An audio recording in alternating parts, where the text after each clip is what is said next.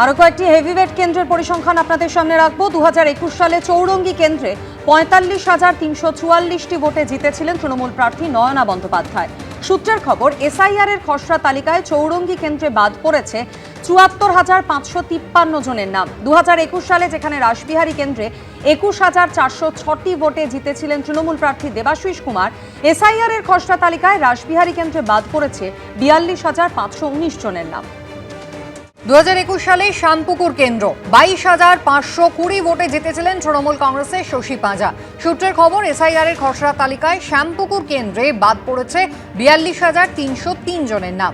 2021-এ যাদবপুর কেন্দ্রে 38,869 ভোটে জেতেন তৃণমূলের দেবব্রত মজুমদার। সূত্রের খবর, এসআইআর এর খসড়া তালিকায় যাদবপুর বিধানসভা কেন্দ্রে বাদ পড়েছে 54,184 জনের নাম।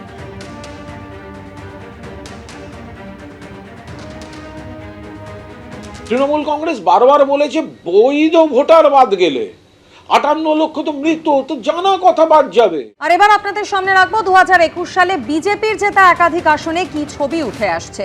2021 সালে কোচবিহার উত্তরে 14,615 ভোটে জিতেছিলেন বিজেপি প্রার্থী সুকুমার রায়। সূত্রের খবর, এসআইআর এর খসড়া তালিকায় এই কেন্দ্রে বাদ পড়েছে 14,652 জনের নাম। ফালাকাটা কেন্দ্র, যেখানে 3,990টি ভোটে জিতেছিলেন বিজেপি প্রার্থী দীপক বর্মন। সূত্রের খবর, এই কেন্দ্রে বাদ পড়েছে 14,883 জনের নাম। 2021 সালে বাগদা কেন্দ্রে 9,792 ভোটে জেতেন বিজেপির প্রার্থী বিশ্বজিৎ দাস। সূত্রের খবর, এসআইআর এর খসড়া তালিকা প্রকাশের পর দেখা যাচ্ছে এই কেন্দ্রে বাদ পড়েছে 24,922 জনের নাম।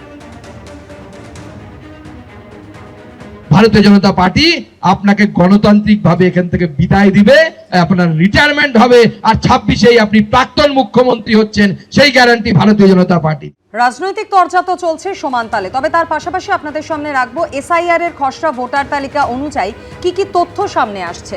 যেখানে দেখা যাচ্ছে 2021 সালের বিধানসভা ভোটে তৃণমূল জিতেছিল এমন 70টা আসনে জয়ের ব্যবধানের থেকে বেশি নাম খসড়া ভোটার তালিকায় বাদ পড়েছে। আবার 2021 সালে বিজেপির ঝুলিতে যাওয়া 39টি এমন আসন রয়েছে যেখানে জয়ের ব্যবধানের থেকে বেশি নাম খসড়া ভোটার তালিকায় বাদ পড়েছে। পশ্চিমবঙ্গের 294টি বিধানসভা কেন্দ্রের মধ্যে 2021 সালের বিধানসভা ভোটে তৃণমূল জিতেছিল 215টি আসনে, আর বিজেপি পেয়েছিল 77টি আসন।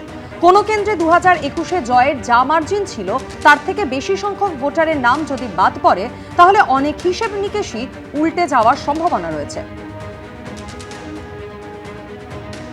দেখুন না কি হয়, ভোটটা আসতে দিন না, হবে তো কলির সন্দেহ। কোনো সিটে, কোনো আসনে ধরুন ভোট পড়েছে 72% বা 75%, তার মানে 25 to 28% ভোট পড়েনি।